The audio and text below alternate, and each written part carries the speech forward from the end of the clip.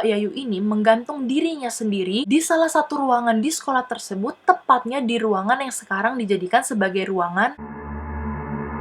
Nah, bagi kalian nih guys, warga Bandung pasti udah nggak asing lagi lah ya sama SMN 3 dan 5 Bandung ini.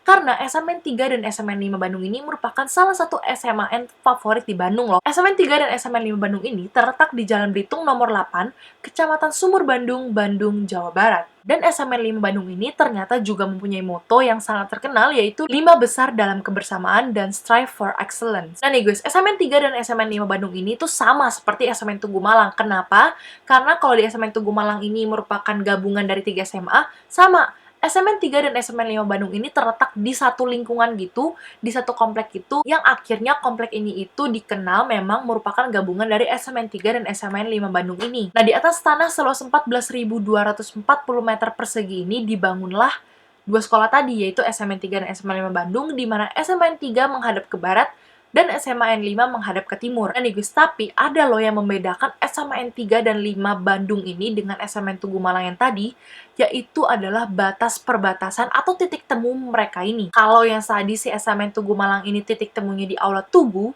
si SMN 3 dan SMN 5 Bandung ini titik temunya adalah di jalur koridor yang terletak di antara kedua sekolah tersebut, di tengah-tengah gitu, yang memanjang dari utara hingga selatan. Nah nih guys, bangunan sekolah dari SMN 3 dan SMN 5 Bandung ini merupakan bangunan sekolah yang cukup tua loh, karena dibangun pada tahun 1916, yaitu pada zaman pemerintahan Hindia Belanda, yang dirancang oleh arsitek terkenal bernama Charles Prosper Wolff Schoonmaker. Nah, seperti SMN Tugu Malang, SMN 3 dan 5 Bandung ini tuh juga kompleknya itu dulu dinamai sebagai HBS dan AMS. Nah nih guys, ternyata sebelum gedung ini dipakai sebagai sebuah sekolah, yaitu HBS dan AMS pada tahun 1916 hingga 1942, ternyata gedung ini juga pernah dipakai sebagai markas dan asrama tentara pada tahun 1942 hingga 1945. Nah, dari tahun 1945 itu hingga hari ini, gedung tersebut kembali digunakan sebagai sekolah. Yang dimana pada tahun 1966 disahkan dan diresmikan bahwa gedung ini ditetapkan untuk dipakai sebagai gedung dari sekolah SMN 3 dan SMN 5 Bandung. Nah nih guys, apa sih penampakan yang paling terkenal dari SMN 3 dan SMN 5 Bandung ini?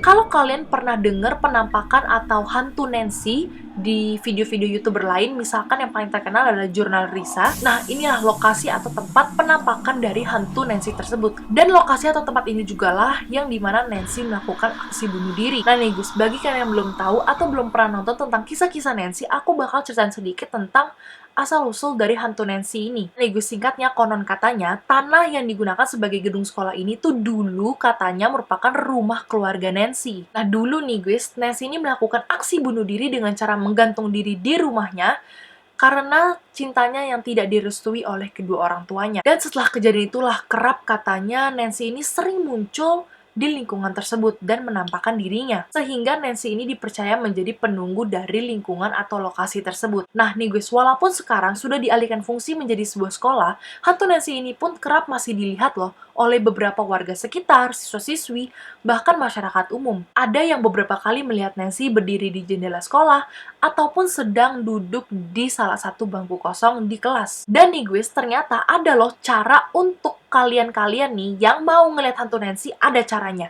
Yaitu dipercaya bahwa kalian yang ingin melihat hantu Nancy cukup melakukan cara ini, yaitu dengan cara memutari lapangan sekolah sebanyak 3 kali sambil menyebut nama Nancy. Dan dipercaya setelah kalian melakukan hal itu, kalian akan melihat Nancy di salah satu jendela sekolah. Dan gak hanya penampakan dari hantu Nancy, kerap terdengar beberapa derap langkah kaki yang dipercaya berasal dari hantu-hantu pejuang Belanda. Yang sering banget nih guys ternyata didengar pada malam hari loh.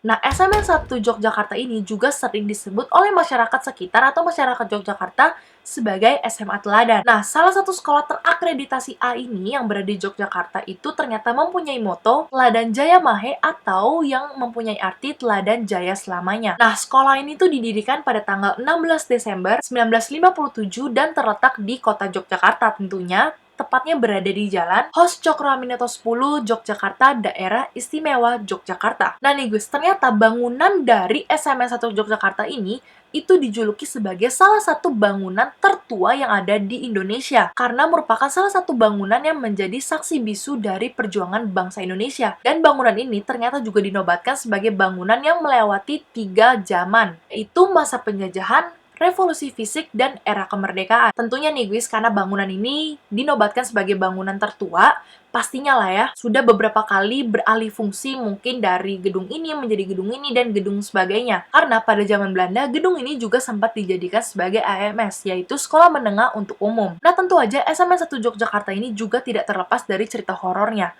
Dan penampakan yang paling terkenal dari SMN 1 Yogyakarta ini adalah penampakan dari hantu Mbak Yayu. Sosok dari Mbak Yayu ini sering terlihat menampakkan dirinya berkeliaran di lorong-lorong sekolah. Nah ternyata nih guys, Mbak Yayu ini juga merupakan siswi SMN 1 Yogyakarta loh. Dan merupakan salah satu siswi teladan saat itu. Dan menurut cerita yang beredar, ternyata Mbak Yayu ini menggantung dirinya sendiri di salah satu ruangan di sekolah tersebut, tepatnya di ruangan yang sekarang dijadikan sebagai ruangan gudang yang terletak di lantai 3. Dan mengapa gitu kan Mbak Yayu ini tuh sampai mengakhiri hidupnya sendiri? Yaitu karena Mbak Yayu ini itu merasa malu karena ia itu hamil di luar nikah. Dan sejak kematian Mbak Yayu inilah dipercaya bahwa hantu dari Mbak Yayu ini menjadi penunggu dari sekolah tersebut dan kerap terlihat menampakkan dirinya di beberapa lorong sekolah. Nah, tapi nih guys, ada cara juga kalau kamu mau ngeliat hantu Mbak Yayu ini, yaitu dengan cara memutarkan atau memainkan lagu favoritnya, yaitu Für Alice, yang merupakan salah satu karya dari Beethoven. Yang dipercaya ketika kamu sudah memainkan atau memutarkan lagu Für Alice ini, Mbak Yayu akan muncul langsung di hadapan kamu. Kamu berani coba? Nah, siapa sih yang akan kena Santa Ursula? Santa Ursula merupakan salah satu sekolah yang paling terkenal dan cukup terkenal nggak sih di Jakarta kan? Dan ternyata Santa Ursula juga merupakan salah satu sekolah tertua di Indonesia loh. Bahkan lebih tua daripada SMA Tarakanita 1. Karena sekolah ini berdiri pada tahun 1859. Ingat ya, sekolah bukan gedungnya. Dan sama dengan SMA Tarakanita 1, Santa Ursula Jakarta ini juga merupakan sekolah khusus putri yang ada di Jakarta. Tepatnya terletak di Jalan Pos nomor 2 Jakarta Pusat. Sebenarnya nggak usah dibilang, oh ini bangunan tua. Kalian juga udah bisa lihat sendiri bahwa bangunan dari Santa Ursula yang sekarang itu merupakan bangunan yang tua yang dapat dilihat dari arsitek atau desainnya yang sangat kuno dan sangat zaman kolonial gitu loh, zaman-zaman Belanda gitu. Dan yang pasti Santa Ursula pun juga merupakan salah satu sekolah yang tidak terlepas dari cerita mistisnya. Nah, kalau hantu di SMN 3 dan SMN 5 Bandung itu tadi yang paling terkenal dan paling ikonik adalah hantu Nancy, beda ceritanya kalau di Santa Ursula. Santa Ursula Jakarta mempunyai hantu yang paling ikonik dan paling terkenal, yaitu bernama hantu Farah. Hantu Farah ini kerap menampakkan dirinya atau kadang bahkan mengganggu kegiatan belajar mengajar loh. Konon Inggris katanya Farah ini juga merupakan salah satu siswi di Santa Ursula Jakarta yang meninggal sekitar tahun 1985-an. Dan Farah ini meninggal karena ditabrak mobil ketika menyeberang di depan sekolah. Dan konon katanya nih guys, pas Farah meninggal, di kelas tempat Farah itu belajar, terdapat sebuah tulisan berwarna merah kecoklatan gitu di langit-langit kelas bertuliskan F-A-R-A-H, yaitu Farah. Tapi katanya F-nya ini tuh agak pudar sehingga terkesan membentuk huruf P, yaitu menjadi parah. Dan kalian juga harus tahu nih guys, ternyata si Farah ini tuh bukan sembarangan menyeberang itu depan sekolah karena ada alasan khusus mengapa ia tuh menyeberang. Karena katanya ketika lagi ada pelajaran gitu, ia itu disuruh pulang oleh salah satu gurunya ke rumah untuk mengambil tugas yang ia lupa bawa. Jadi dia tuh lupa bawa satu tugas dan disuruh pulang. Dan ketika jalan pulang atau jalan kembali ke sekolah itulah, Farah itu ketika menyeberang ditabrak oleh mobil. Dan konon katanya nih guys, langit-langit dari kelas si Farah ini tuh beberapa kali tuh udah berusaha dicat ulang supaya tulisannya itu pudar, hilang, nggak kelihatan. Tapi udah berkali-kali dicat, katanya tulisan si Farah atau parah ini tuh kembali muncul dan kembali terlihat. Dan gak hanya itu, juga ada beberapa kisah-kisah mistis yang dialami langsung oleh siswi-siswi di Santa Ursula Jakarta ini, yaitu salah satunya siswi yang mengalaminya saat lagi ulangan ekonomi. Di mana siswi ini tuh mendengar ada suara tawa yang aneh banget, yang pastinya bukan berasal dari kelas tersebut, karena kan kelas tersebut tuh hening kan lagi ulangan ekonomi. Dan katanya siswi ini tuh mendengarnya secara jelas dan ia yakin banget suara tawa tersebut berasal dari arah TK, yang dimana TK-nya ini tuh udah nggak dipakai lagi, udah lama nggak dipakai, udah lama terbengkalai. Lalu suara tawa aneh siapa itu? Dan gak hanya itu juga, di Santa Ursula ini juga terkenal penampakan hantu kepala tanpa badan. Yang pastinya juga nih guys, penampakan hantu kepala tanpa badan ini pernah menampakkan dirinya kepada seorang siswi yang bersekolah di Santa Ursula. Itu menurut penuturan dari siswi tersebut, ketika ia sedang menginap di sekolah karena keperluan pensi gitu, ia tuh sempat melihat ada sesosok penampakan kepala tanpa badan di salah satu ruangan kelas di Santa Ursula, Jakarta. Serem banget, ya ampun.